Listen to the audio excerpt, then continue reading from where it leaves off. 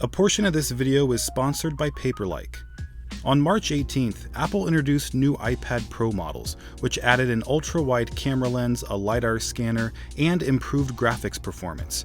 But what garnered even more attention was the announcement of an accessory called Magic Keyboard for iPad Pro. For the first time, Apple would offer an iPad keyboard with full-sized backlit keys and 1mm of key travel, but that's just the beginning. Apple also managed to include a trackpad that actually clicks and a USB-C port for pass-through charging, all built into a compact folio cover that magnetically connects to the iPad, suspends it in midair, and has an adjustable viewing angle, therefore allowing the iPad Pro to deliver a true notebook experience that users have wanted for almost a decade. But as you can imagine, this accessory with all its incredible features doesn't come cheap. The Magic Keyboard for an 11-inch iPad Pro costs $300, while the 12.9-inch variant costs $350. Now in this video, we're going to take a look at the 11-inch model, so you can decide for yourself if it's worth the premium price. This is Greg with Apple Explained, and if you'd like to see more in-depth reviews like this one, don't forget to subscribe. Now, I ordered my Magic Keyboard from Apple's online store, and it arrived 1 week later. The front of the box features a product photo as well as its name at the top, and some illustrations on the back demonstrating how the accessory would appear in use. After lifting the lid, you'll find the Magic Keyboard itself, and after removing it from the box, you might be wondering where the documentation is. Apple typically includes a cardboard envelope filled with paperwork in front of or behind the product. But with this accessory, they actually integrated the envelope into the protective packaging that's wedged between the covers. It slides out beautifully, and although there aren't any Apple stickers, there is a very simple manual instructing users how to attach and adjust their iPad, in addition to using the USB-C port for charging. Now I should mention there aren't any extras included with this keyboard. Unlike the Magic Mouse or Trackpad, it doesn't feature a USB cable. Since the keyboard itself doesn't need to be charged, it's simply powered by the iPad's battery while in use, thanks to these 3 metal contacts on the inside of the cover that are also found on the iPad Pro. When it comes to the size and weight of this keyboard, people often point out how heavy and thick it is, so let's put its size into context. An 11-inch iPad Pro weighs in at about 1 pound. The same iPad with a smart cover would weigh 6 ounces more, while a folio keyboard would add 11 ounces. But what about this new Magic Keyboard? Well, attaching it to your 11-inch iPad Pro would add 22 ounces. That means going from using your bare iPad to using it with this Magic Keyboard would more than double its weight. But keep in mind that you'd be using your iPad more like a notebook than a tablet, likely by resting it on your lap or a table, which makes its weight less of a concern.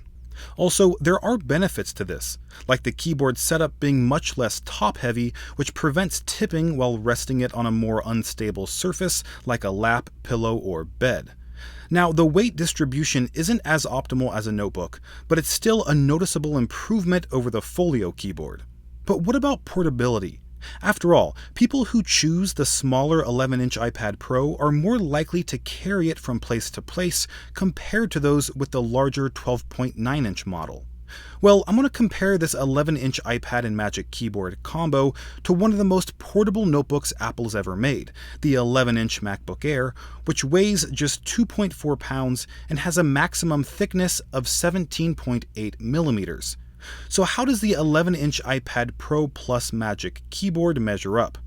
Well, it weighs 2 ounces more than the Air, but has a maximum thickness that's actually 2.8 millimeters thinner. It's also 2 inches shorter than the Air, which makes it very compact and easy to fit inside a bag. But most people have notebooks much larger than the 11-inch MacBook Air, like for example my 16-inch MacBook Pro, which is connected to all sorts of external devices like a microphone, SSD, and display. That means taking my notebook with me isn't exactly an effortless process. That's why having a notebook experience available on my iPad is a total game changer, since it's already a super portable device. I can just throw it in my bag, not even notice it's in there, and write my video scripts on a comfortable keyboard complete with a trackpad no matter where I'm at. The only issue I've run into when using my iPad in cafes or even outside is how reflective the screen is. It causes me to try and angle my iPad away from the light source and even have to move to a completely different area. So to solve this issue, I've actually been using this matte paper-like screen protector that diffuses ambient light really well and allows me to focus on my screen's content without any reflections getting in the way. Now, if you use an Apple Pencil with your iPad, there's an additional benefit. After all, the company who makes these is called Paper-like for a reason. Their matte protector actually mimics the texture of paper, so you have some friction when writing or drawing without any slippage from the iPad's glass display. It was actually really easy to apply since they not only include instructions and tools to do it properly, but also a video tutorial to make things super straightforward. So if you want to protect your iPad screen, take care of those annoying reflections, and take your Apple Pencil experience to the next level, I recommend checking out what Paper-like has to offer. Just click the link in the description to get your Paper-like and free shipping worldwide. Now, there are trade-offs to having such a compact keyboard accessory, the biggest being its trackpad. While it has a generous amount of width, its narrow height does take some getting used to. When I used vertical gestures like scrolling through web pages or swiping up with 3 fingers to go home, my hand would run off the trackpad area quite often, cutting the gesture short. Sometimes the action would register, other times it wouldn't. So it took time learning how to minimize my vertical gestures as much as possible in order to perform them reliably on the trackpad. But the good news is that I never had that problem with horizontal gestures. Now, when it came to the trackpad's physical click, it was something of a disappointment. While you can click anywhere on its surface, the amount of force required to register a click was too high for my taste. It led to misclicks since the cursor may have moved slightly while I was pressing down. Also, it caused some hand fatigue after using it for a few hours. To remedy these problems, I turned on tap to click in the iPad settings and found myself enjoying a much more comfortable trackpad experience. But what about the keyboard? Well, it turned out to be a much easier adjustment than I expected. The smaller keyboard does feel a bit claustrophobic at first, but after just 15 minutes of typing, my fingers were already comfortable with the smaller area. I think a big part of this comfort is due to the individual keys themselves. They're not miniaturized versions of notebook keys, and they're not covered by a mushy fabric like the folio keyboard. These are full-sized, hard plastic keycaps complete with scissor mechanisms, ample travel, and even backlights, which auto-adjust to ambient lighting and can even be manually adjusted in settings. These features make the typing experience surprisingly enjoyable, despite the keyboard itself being smaller. Now, when using your iPad with this accessory and enjoying more of a notebook experience, it becomes clear why Apple included a pass-through USB-C port. Not only does it give you the choice of charging your iPad from the left or right side, depending on your situation, but it also frees up the iPad's port to connect to other devices like a camera, microphone, or display. Now, in my experience, the iPad charges just as quickly with the Magic Keyboard's USB-C port, although it doesn't support data, only pass-through charging. Now, in terms of battery life, you can expect this keyboard to deplete your iPad's battery about 10 to 20% faster, depending on how much the keyboard's backlight is used.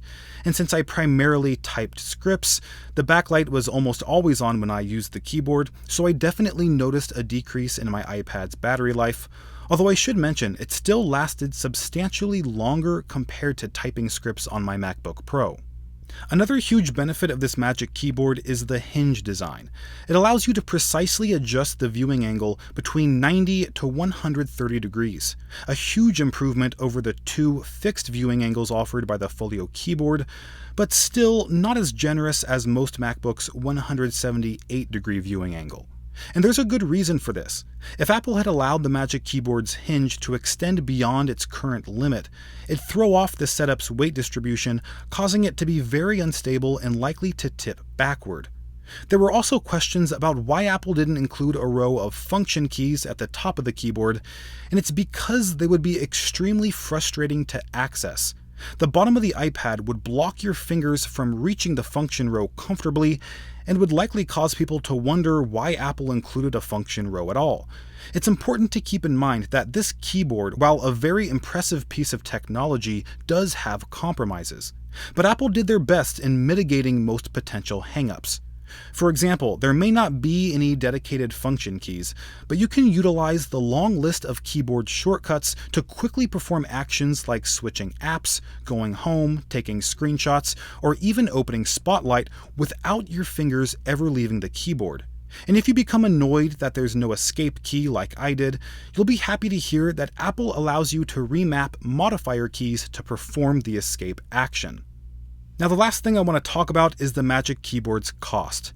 This 11-inch model is $300, which is a steep price to pay for an iPad accessory, and if you're having trouble deciding whether or not to make the purchase, consider how you're using your iPad Pro today. Are you just watching YouTube videos, browsing the internet, and checking email? If so, the addition of a keyboard and trackpad wouldn't really improve the experience of those tasks. But if you're taking notes, writing essays, or using content creation apps like iMovie or GarageBand, you'd likely appreciate the notebook experience that the Magic Keyboard provides. I've not only been using my iPad more thanks to this keyboard, but it's freed me from being so reliant on my MacBook Pro, which isn't as portable or convenient to carry around. Alright guys, thanks for watching, and if you enjoyed my review, don't forget to like and subscribe with the notification bell so you'll be notified of future product reviews just like this one.